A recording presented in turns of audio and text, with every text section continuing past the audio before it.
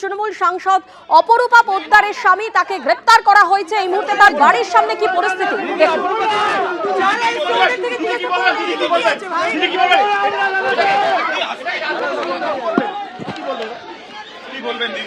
রাজনৈতিক ষড়যন্ত্র যারা এসছে ওদের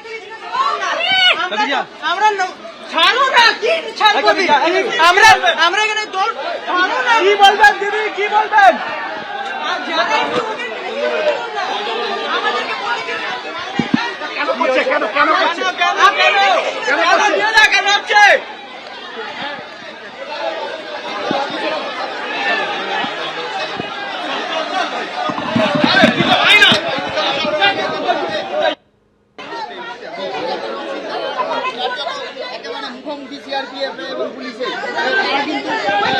অপরূপা পোদ্দারের বাড়ির সামনে বিক্ষোভ করতে শুরু করে তার অনুগামীরা। কিন্তু প্রথমে আমরা দেখলাম যে যখন বিক্ষোভ শুরু হয় তারা কিন্তু বলতে থাকেন যে কেন তল্লাশি, কাউকে নিয়ে যেতে দেবেন না তারা।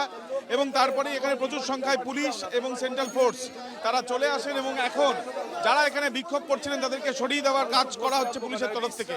কোনো অবস্থায় সেন্ট্রাল এজেন্সি এনআইএর তরফ থেকে যে তল্লাশি অভিযান চালানো হচ্ছে সেই তল্লাশিতে যাতে কোনো রকম বাধা না পড়ে সেই বিষয়টাই কিন্তু প্রধান প্রায়োরিটি। তার কারণ 2023-এর যে মামলার পরিপ্রেক্ষিতে এই তল্লাশি অভিযান এবং চলছে, যেটা এনআই সূত্রে খবর যে অপরূপা পোদ্দারের স্বামীকে গ্রেপ্তার করা হয়েছে, তারপর থেকে এইভাবে জমায়েত করে একেবারে অপরূপা পোদ্দারের বাড়ি যেখানে সেন্ট্রাল ফোর্স দিয়ে ঘেরা, সেখানে জমায়েত করে তাদের এই যে তল্লাশি অভিযানের আগে এখান থেকে তারা কিন্তু একের পর এক স্লোগান শাউটিং করতে শুরু করে। পুলিশের তরফ থেকে এখানে যারা দাঁড়িয়ে ছিলেন তাদের প্রত্যেককে সরিয়ে দেওয়ার কাজ করা হচ্ছে। তার কারণ যে রামনবমীর উত্তেজনার পরিস্থিতি তৈরি হয়েছিল, সেই পরিস্থিতিতে কোনো অবস্থায় তদন্তকারী আধিকারিকরা, জাতীয় তদন্তকারী সংস্থার তাদের তল্লাশিতে কোনো যেন বাধা না পড়ে সেই বিষয়টাই কিন্তু প্রাধান্য দেওয়া হচ্ছে। সেন্ট্রাল ফোর্স থেকে আরম্ভ করে পুলিশ আমরা দেখছি যারা এখানে বিক্ষোভ করছিলেন তাদেরকে সরিয়ে দেওয়া হচ্ছে। একদিকে যেমন এই ছবি, আরেকদিকে একবার ছবিটা দেখাতে বলবো যে একের পর এক কিন্তু এখানে প্রচুর মানুষ যারা দাঁড়িয়েছিলেন তাদেরকে এখান থেকে অপরূপা পোদ্দার, এবং তাকেও আমরা দেখলাম যে যখন বিক্ষোভ হচ্ছে তিনি বাইরে বেরোন এবং তারপরে তিনি নিজে ভেতরে চলে যান।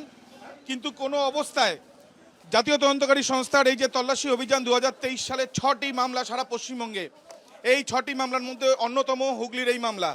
এই মামলার পরিপ্রেক্ষিতে যে তল্লাশি চলছে তাতে বাধা যদি পড়ে সেই ক্ষেত্রে সমস্ত বিষয়টি আদালতের কাছে জানাবে এনআইএ। তাই পুলিশের সঙ্গে এনআইএর আধিকারিকদের কথা হয়েছে, তারা স্পষ্টত বলেছেন যে কোনো রকমভাবে এই যে বিক্ষোভ করা হচ্ছে, যেখানে তল্লাশি অভিযান চলছে, সেটা বরদাস্ত করা যাবে না। আরও একবার ছবিটা দেখাতে বলবো সন্দীপ সাধুকাকে, যেখানে আমরা দাঁড়িয়ে রয়েছি। এই যে বিক্ষোভ করা হচ্ছিল এক প্রকার, যেখানে এনআইএর একের পর এক গাড়ি দাঁড়িয়ে রয়েছে, যেখানে একের পর এক আমরা দেখলাম যে সেন্ট্রাল ফোর্সের জওয়ানরা তারা দাঁড়িয়ে রয়েছেন। সেই জায়গা থেকে দাঁড়িয়ে কোনো অবস্থায় যাতে কোনো রকম তদন্তে, তল্লাশি অভিযানে এবং যদি সেই ক্ষেত্রে তারা এখান থেকে বেরোনোর সময় তাদের যাতে কোনো রকমভাবে সমস্যা না হয় সেই বিষয়টা নজর দিতে হবে। এবং তাদের এই যে কমিউনিকেশনের পরে পুলিশকে আমরা দেখলাম প্রচুর সংখ্যায় পুলিশ এখানে উপস্থিত, সঙ্গে সেন্ট্রাল ফোর্সের বাহিনী যারা এনআইএর সঙ্গে এখানে এসছেন একেবারে এনবিসিসি স্কোয়ার থেকে, যেখানে এনআইএর অফিস, সেখান থেকে। তার পরবর্তীকালে এখানে যারা বিক্ষোভ করছিলেন সেই বিক্ষোভের পেছনে কারণ কি কারণে বিক্ষোভ, এবং এখানে যে তল্লাশি অভিযান হচ্ছে সেটা 2023 সালের যে মামলা ডালখোলায় হয়েছিল, 2023 যে মামলা হাওড়ায় হয়েছে, এবং তার সাথে সাথে হুগলিতে রিষ্টাতে দুটি মামলা, সেই মামলা 7 জনকে গ্রেপ্তার করেছিল তদন্তভার হাতে নেয় এনআইএ, এবং এনআইএ তদন্তভার হাতে নিয়ে তারা মনে করেছেন এই ঘটনার পেছনে উস্কানি রয়েছে। এই উস্কানির পেছনে কারা সেটা তারা জানতে চান। যারা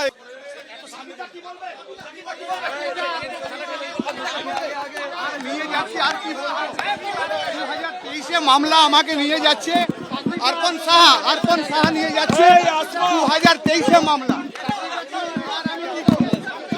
আমার কোনো দোষ নেই। हारमोनी की बात करते हैं, क्यों आस्ते आस्ते হয়েছে আস্তে